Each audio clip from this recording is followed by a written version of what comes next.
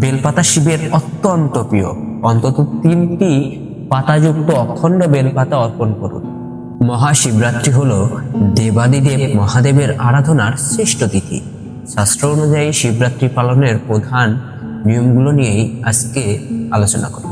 তো চলুন ভিডিওটি শুরু করা যাক। শিবরাত্রির দিন ভোরে স্নান সেরে পরিষ্কার পরিচ্ছন্ন পোশাক পরতে হয়।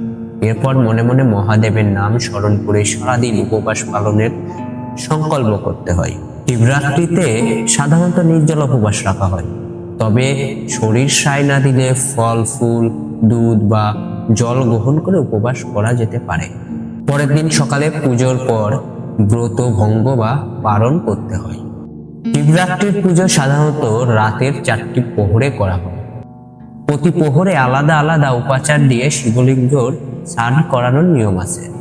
প্রথম প্রহর দুধ দিয়ে অভিষেক, দ্বিতীয় প্রহর দই দিয়ে অভিষেক, তৃতীয় প্রহর ঘি দিয়ে অভিষেক এবং চতুর্থ প্রহর মধু দিয়ে অভিষেক। মহাদেবের পুজোর উপকরণগুলো খুবই গুরুত্বপূর্ণ।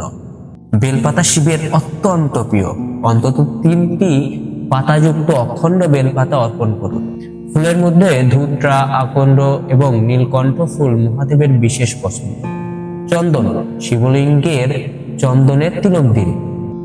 পুজোর সময় এবং সারাদিন মনে মনে ওম নমঃ শিবায় মন্ত্রটি জপ করা উচিত। এছাড়াও সম্ভব হলে মহামৃত্যুঞ্জয় মন্ত্র পাঠ করা অত্যন্ত ফলদায়ক। শিবরাত্রির মূল তাৎপর্য হলো রাত্রি জাগরণ।